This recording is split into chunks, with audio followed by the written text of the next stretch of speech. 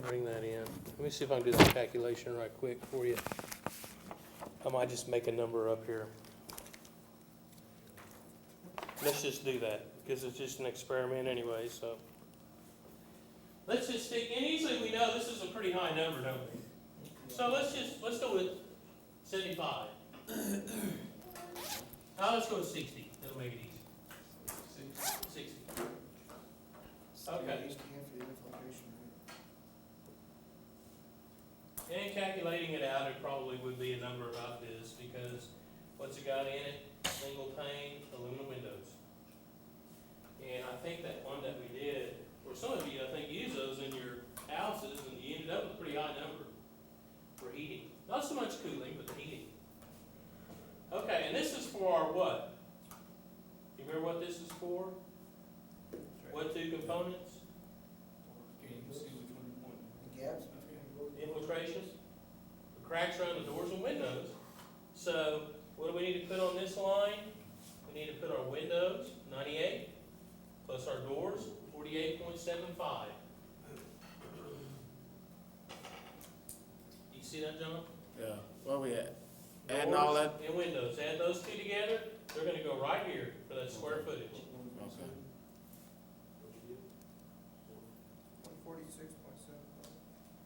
146.75. 146.75? Oh, 147? Okay. So 60 times 147.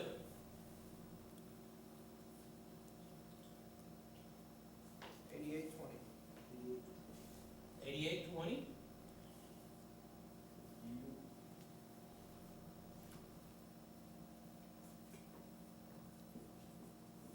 Okay. Next room, do we have any doors or windows? We got what? One window. It's a big 9 square footer. 9 times 60.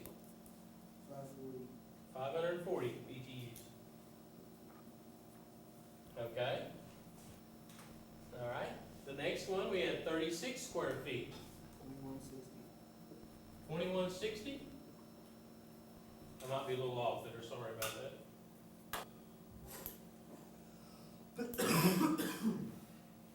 So, just add up these columns. I think you can tell it's going to be a pretty good size. And it did. It had a pretty good size furnace in it. And again, we talked about that, the reason why, when they first put it, this thing was a 1970s model. Cheap gas. Yeah, and cheap gas, that's right. Cheap gas. The therms were not that expensive. Yeah. E furnace, well, input, you probably get what, a 48, 50? I think mine had a 60 in it. It's a little oversized, but there's nothing wrong with that.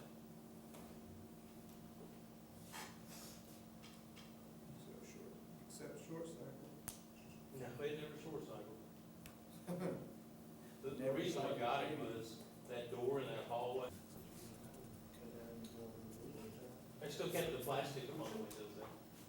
Every winter I put plastic in the windows. Or aluminum, yeah, get in that.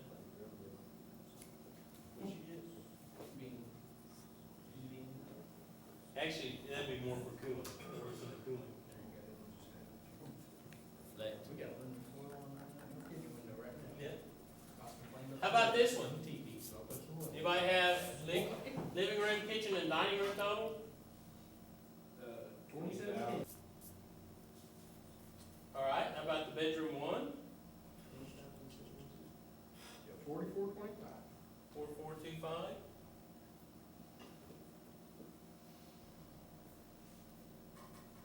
Bath and laundry? 3876. 3876. And master bedroom? Okay, it's older stone mobile homes. You're probably, and I'm probably being generous here, you probably got about a 20% loss in your ductwork.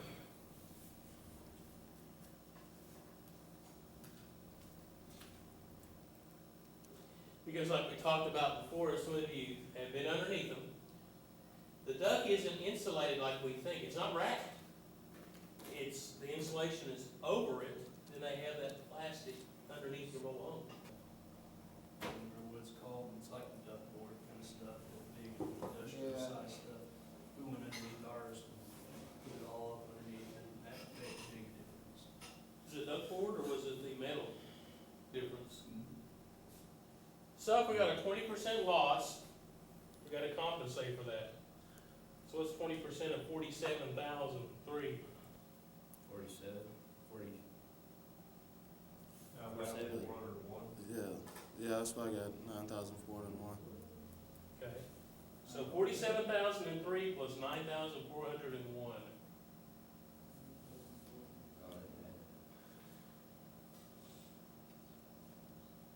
$56,404.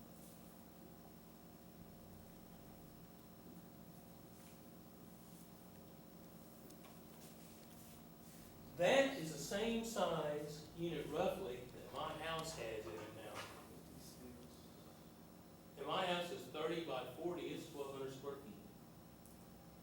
Living area in my house, probably about 1,100, is if I get rid of my garage. So, and this thing was really only, what, 840 square feet? Roughly, or, yeah, 840 square feet. Man. Makes a big difference. 7,710 was 4,142. 24,852.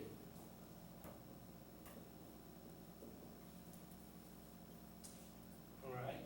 4,425, 20%, 310. Okay. 775. 775, all right. You, 4651. But what was? 2293. What? 13756. Gee whiz, Jordan. I'm done, time to go. You can calculate it. In this place, 60. 60,000. it was 60. Big one. 125. A little bit more time. I'll tell you what, we won't worry about the rest of the house. Those are. 756 or 76? 13756. 13,756. We'll just do the entire house on that cooling one. 775.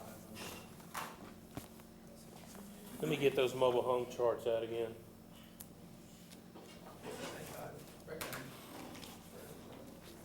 Well, let's keep working on this and we'll get that, we'll be done. How about that? Sounds good. I think this gentleman didn't have to talk to me, one-on-one. So I might make this last a long time. Really? 25, how about that? 25 medium. So, if we use 25 medium, and we had what, R4 insulation, what was our number? Right here. You see it? 11.25. 11.25. If I can write it in there, right?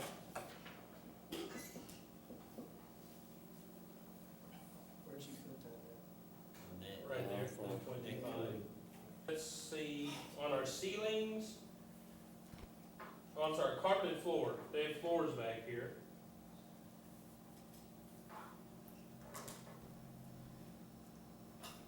Did we use a light or dark roof on our ceiling? We discussed that, let's see.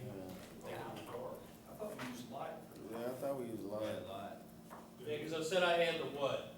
I had the reflective. Yeah. Okay, and we used our 2-inch insulation, which was, Where are you getting that at? on that chart on page 96. If you look at 25 medium, and did you notice something about the light, medium, and high on these charts? There's not a difference, is there? Remember on those ones earlier, there was a difference. Here, there's no difference. Oh, okay. And it's 6.96 down there. Yeah, Metal yeah, I roof see it. light, 2-inch insulation, R7. Yeah. All right, how about our floor? You know, I was talking about some of my parts of my house had no insulation on the floor. That was 12.50. Some of your mobile homes, even if they got a metal roof, they can be dark in color. Look at that. Those numbers are pretty high, 10.71. makes a difference between light and dark as far as those homes. We're using a wood door, we're using 11A, and we use 25 medium, 16.9.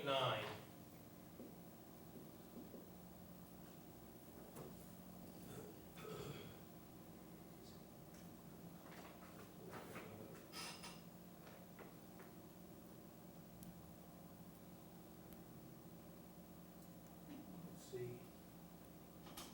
18.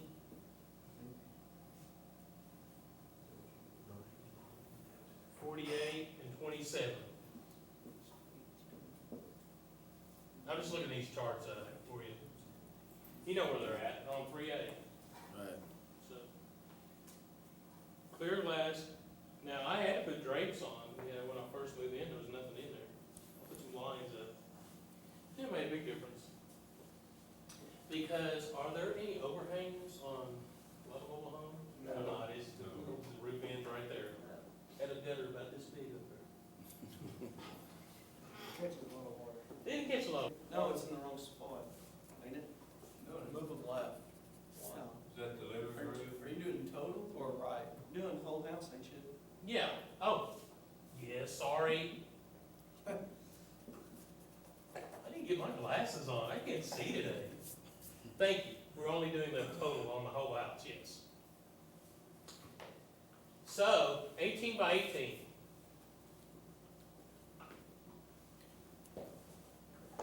Oh, are these numbers wrong?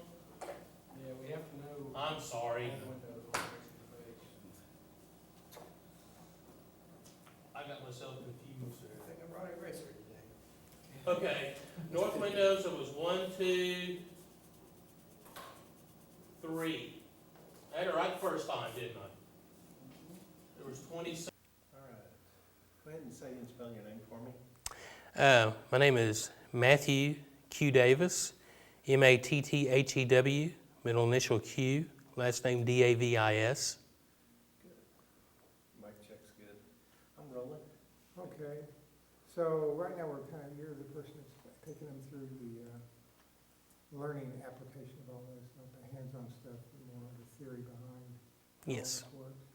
And I was surprised that you had all this stuff written on the board, and actually I was getting bored and falling asleep. But they were like into it, they were really getting it, so there must be something about them back this that sparks interest in a certain kind of person.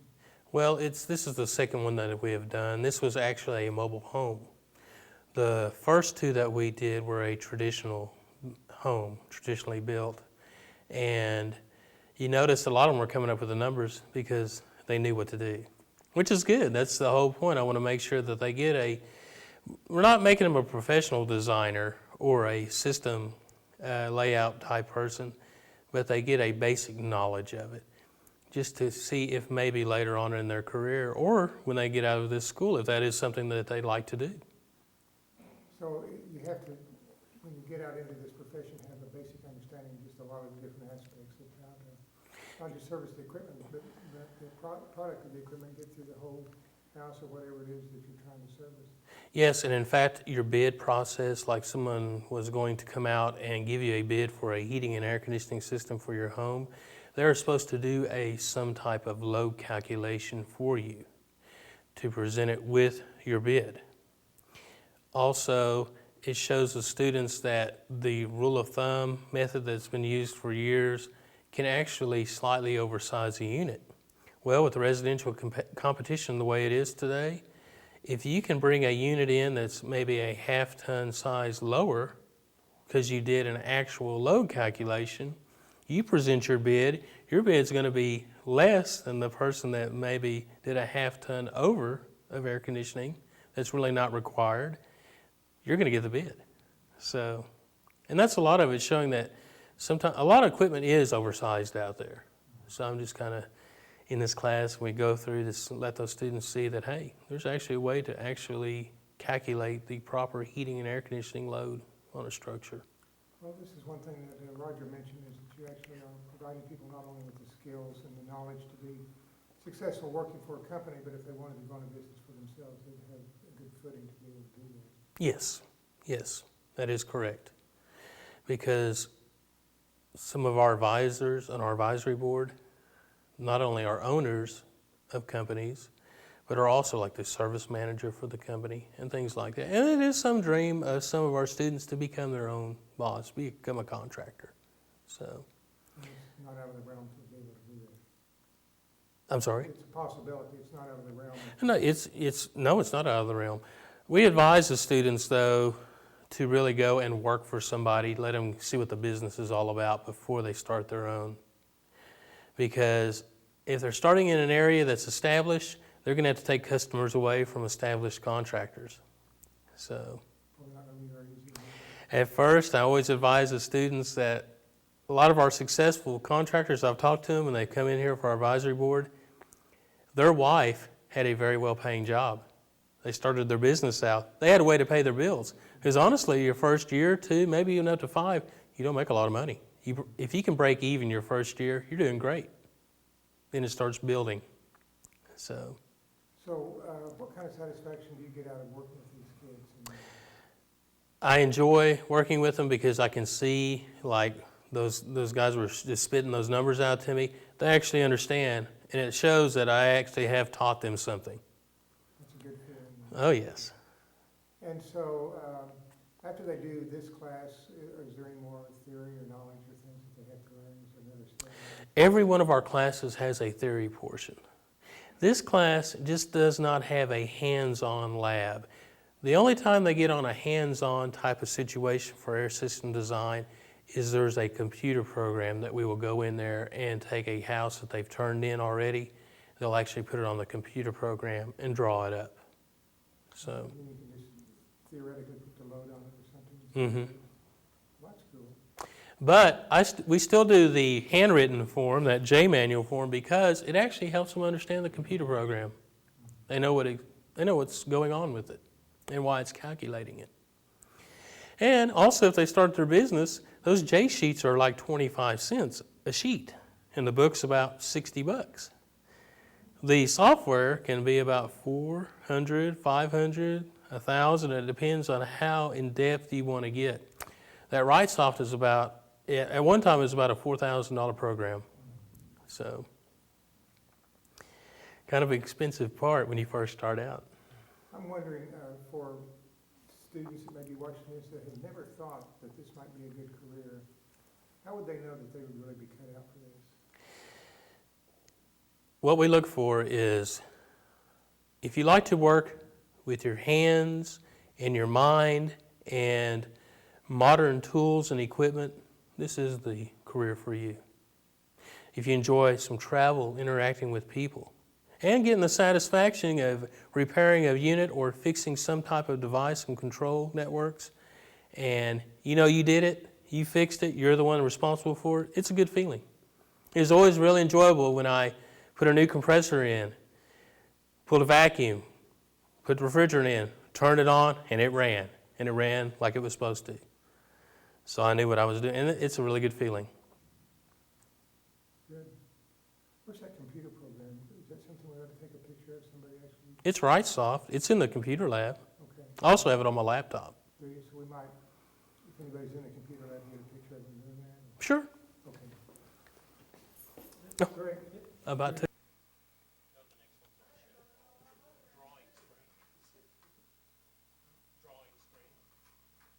Okay, click on room.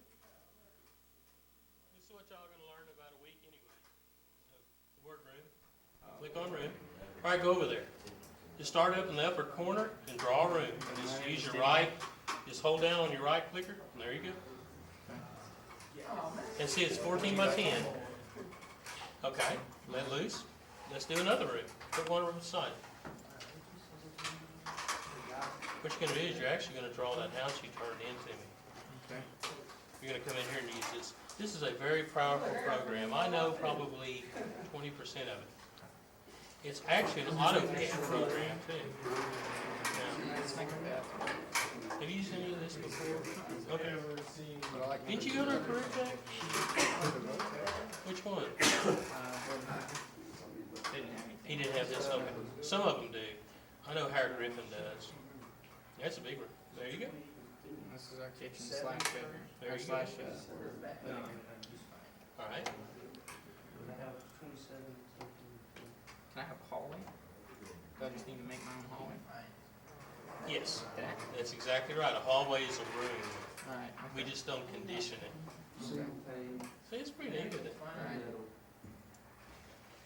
When I was a student here, we actually had to take AutoCAD. That was one of our requirements. Intro to AutoCAD. It's kind of like this. But that's the nice thing about it. I had it that day. I mean, I had it the same semester as air system design. So I drew my house in class over there. I got credit for that. And credit in class over here too for it. So it worked out pretty good. Okay. Now go up here and click ducts. Looky there. tells you what's That big square is your unit. If you want to move it, you can just click on it and move it wherever you want to. I just want to put it, In the hallway, make it horizontal in the hallway. There you go. All right. These, your ones with X's or supplies, there's one with just one line through it. That's your return air. There's your return air right there. okay. You can either put it right inside the unit or off to the side, and then you put a Hallway, return kinda like bin. a center hallway. Okay. All right. Center hallway. Now, is that where you want your registers? You can move them around. Good. Okay, we're through.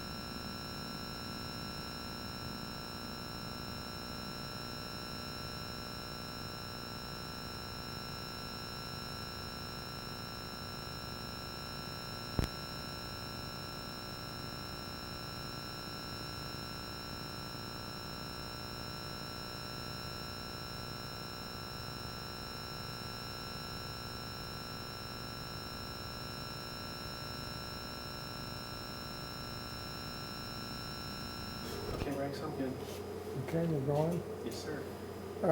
Rob, this is like the quintessential hands-on class, so what is it that you're trying to send these young men out into the world with in this class? I think in this class, the students are learning to interface their air conditioning and refrigeration systems with a computer. Allows us to monitor systems from remote locations. So we're learning how to download programs into a control system. We are using digital controls, and those digital controls then not only can control and monitor the system, but if we get outside certain parameters, instead of waiting until something breaks down, if the temperatures or the pressures start to get outside their normal ranges, they can send alarms or messages to a company that will be monitoring those, and then they can send a service person out, and they will be able to fix something really before it totally breaks down. Also, energy management is a big thing, and we use these systems to cycle units off when a building or a room is not in use, bring it on, operate it in optimum conditions. So everybody's interested in saving money nowadays. Even our variable frequency drive that we were talking about here, they tell us that for the motors that we use, that we will be saving about 40 to 45% on our energy consumption. Also, we were talking about a while ago that they increase the life expectancy of belts on your systems and bearings. So not only does it run more efficiently, but it should give it a longer life expectancy. So this is not just troubleshooting, this is like the kind of maintenance and monitoring and everything where you're taking a climate control system and making sure it runs optimally all the time so that you're kind of ahead of the problems too. Yes, make it run in the most efficient manner, and also help us to anticipate problems, and when they start getting out of normal operating conditions, send someone out there to fix it. And in a lot of cases, you may be at a remote location, you may get an alarm, and you can go out and bring that system up on your computer, and that building may be 100 miles away, and you can call the service person that's in that building and tell them they have a problem, and have them go down and fix it. So you don't necessarily have to go out and fix the problem. You're just doing the monitoring, and you need to understand how everything's operating and how the interfaces work, but then you can tell other people what they need to go do, and in a lot of cases you don't have to go out and physically do it yourself. So somebody like that, you think it'd be really invaluable to companies trying to keep their systems going? That is a very big part of our industry, and since everybody's energy conscious nowadays, the companies that are in the digital control systems, they are able to go out and show people where they can save money. So in our economy, although financing these systems has been a problem, a lot of companies are still wanting to do it. And if we can make that system run more efficiently, and the end result is your utility costs are less, then the savings can help pay for the equipment. And that's how most companies are approaching these types of systems, and getting companies to buy into it. Good, very good. Okay, I think that's good.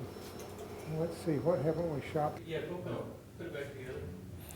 Do we need them to be quieter? Hey, guys, I'm ready when you are.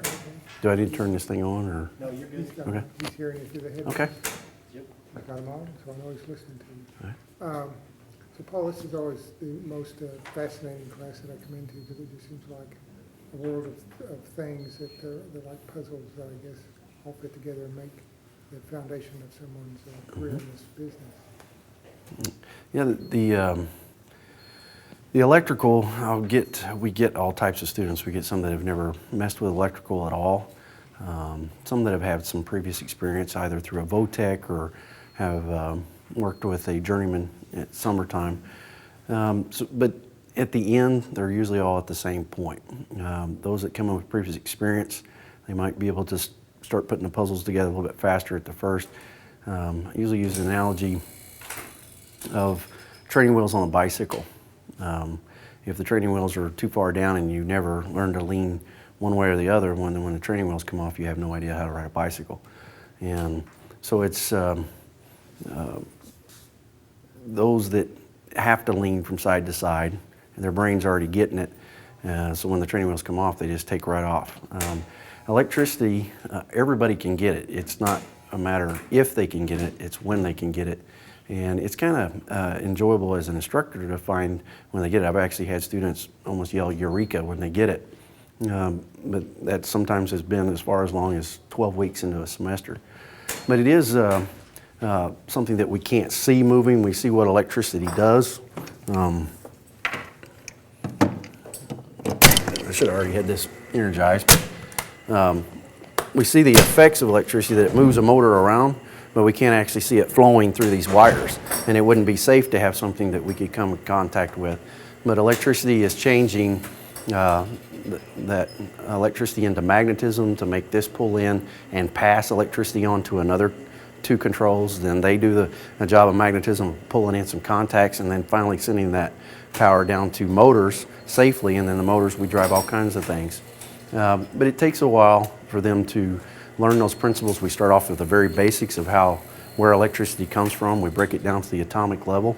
There are 6.25 times 10 to the 18th power of electrons going past a given point with only 1 volt of pressure and 1 ohm of resistance. So it's like the grains of sand, in your hand. You couldn't fathom all those little suckers running down that wire, but we can begin to see how many are flowing by meters, and that's what we safely work with electricity. So this class is not only to learn the electrical principles and how to wire these things up, but more importantly, because we train most of our people here to become service technicians, how to troubleshoot these. So they read a meter just like you would a gas gauge on a car to know whether you got a tank that's full of gas or not. Back in the old days, you'd had to stick a stick down there and find out, well, now a little gas gauge on our car tells us whether we're full or empty. Same thing that we teach them here. And I hope I'm not boring you, but on that principle, the other thing, with my experience of having graduated in '94, working out in the industry, I found that the foundational skills that I got in this class of a highly intellectual person that can read a book and pretty much just go out there and do it, I still had a 5-year jump on them. And of a common lay person that gets in this industry, male or female, that just has a lot of good common sense and can problem solve, our students will have a 10-year jump on them, where they'll be. 10 years down the road, they will advance. The other people will take 10 years to get to where they're at. Because what I teach in this class is basic electrical mechanical controls. Now our industry is replacing these with solid state and a computer that closes a set of contacts, tells it when it can open and close. But if you understand the electrical mechanical controls, then when you get into solid state and computer operated controls, it's a lot easier to understand because you know what they're trying to do, what they're trying to turn on and off. And it really is some real basics. Troubleshooting, we basically give them 4 rules to troubleshooting, and they're very easy to put to memory, but unless you're applying it and actually doing it, it doesn't make any sense.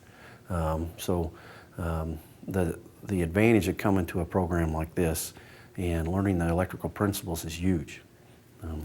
I can go more, but... So really, it does really kind of translate into this basic understanding, even though it might be mechanical. Helps you make that leap into all kinds of things where you have to be more kind of abstract and thinking about what... Yes, definitely. And, a lot of your technical books will say that 85 to 95% of all electrical calls are electrical in nature. All service calls are electrical in nature. And what we try to explain to the students and prove by all these trainers is, yes, when we go out there, it may be off on this safety. This safety has opened, so now the whole machine is down. But that safety is checking something mechanical, and that mechanical is if there's too much pressure in the system due to a dirty condenser, then that safety is supposed to open and shut everything down. So we go out and the machine's not running because of something electrical, but the end result is mechanical. So I always try to, and what we try to stress to our students is find the real problem, what's really causing why the machine's not running. The other thing that I try to really stress to the students here is that electrical components are very reliable. Car motors today are very reliable. They have 100,000-mile warranties and stuff, but that's if you do the proper maintenance, you change the oil on a regular basis, keep them clean, then they're going to last that long. But no car is going to go 100,000 miles if you leave the same oil in it from when you bought it. So it's the same thing with heating and air conditioning. If you clean it and maintain it and service it properly, then it'll last a long time. So our motors and things fail because they're abused. But what's good about this program and this class is they get to see when things go bad what it looks like.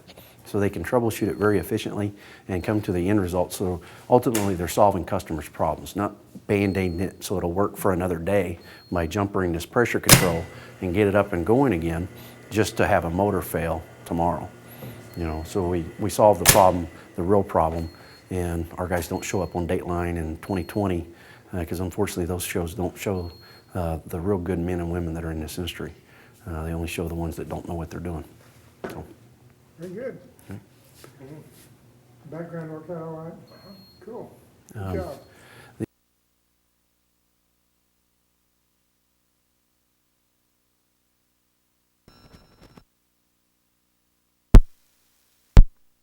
And, oh, Okay, I'm ready. Are you okay. rolling? Okay, take two. Okay. What are we really looking for in this program? What we're really looking for, who is a sure win situation in the HVAC industry, is highly motivated people who want to succeed. And those are going to be, okay, Matt? I'm sorry. Can you talk just a little quieter? Oh, I'm sorry, okay.